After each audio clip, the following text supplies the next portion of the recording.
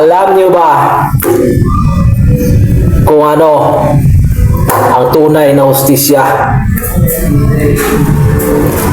para sa mga ordinaryong Pilipino na mahihirap na katulad natin?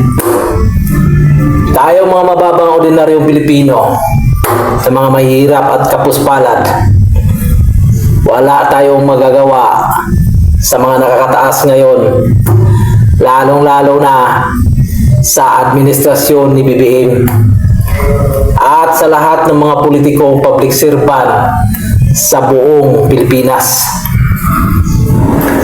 Ang mga nakakataas ngayon sa Malacanang, sa Senado, sa Kongreso, hindi natin yan maipapakulong kung sa sarili lang natin na desisyon. Kahit magkaisa pa tayong lahat, kung wala tayong sapat na tao na mas may kakayahan para pagdesisyonan na dapat sila ay ikulong.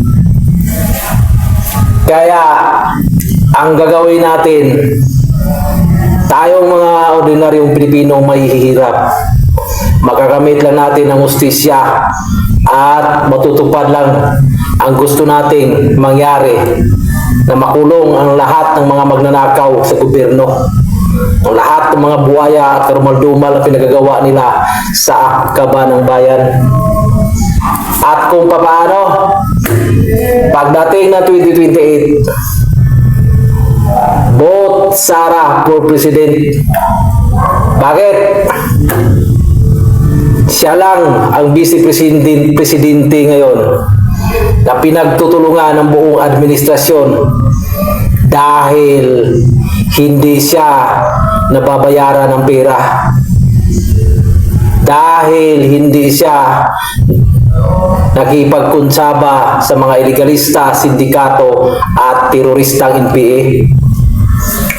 Lahat ng mga kabulastugan, lahat ng mga kasamaan ngayon, lahat ng mga pinagagawang pagtatakipan sa mga anomalya, lalong-lalo na sa isyo sa flood control, na pinakamalaking isyo na nakawan na nangyayari sa administrasyon ni BBM ngayon, ay hindi kinukonsinte ni Sara Duterte. Kung sino man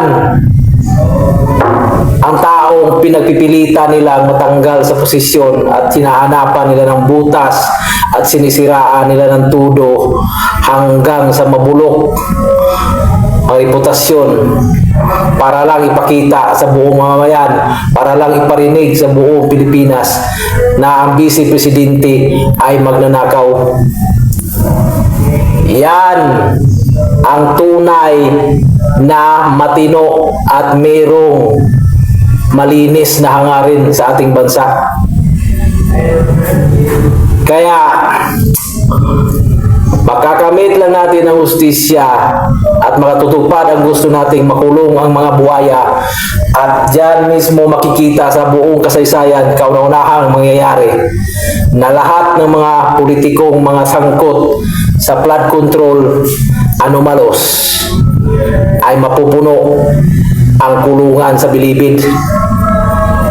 Yan ang ating gustong mangyari para sa mga nakakataas na posisyon na ginagamit nila sa pagkaganit sa kapangyarihan, na tayo mga ordinaryong Pilipino, ang tingin nila sa atin ay isa lang na langgam.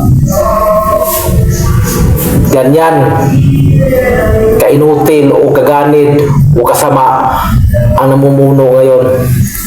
Kaya isyo ngayon, pagdating ng 2028, hugpong sandatahan, Visayas at Mindanao. Sino ang mga loyalista hanggang ngayon ay nagpakabulag at bingi dahil sa pera na ipinagmudmud nila ngayon sa administrasyon? Ito lang ang pagkatandaan ninyo. Habang buhay ninyo dadalhin ang konsensyang tinatawag na kain, suka, tae, at hudas at balimbing na tao. Yan ang mga mentalidad ng mga loyalistang ito na harap-harapang ninanakawan pero nagpakabulag-bulagan pa rin at hanggang ngayon sinasamba pa rin nila ang inaakala nilang taong mabait daw. Hindi nila nakikita kung anong nangyayari sa gobyerno ngayon sa Pilipinas. Wala na tayong magagawa dahil kapag si Sara ang nagiging presidente, tuluyan niyang lilinisin at susunugin ang lahat ng mga tiwaling politiko. Isyo ngayon.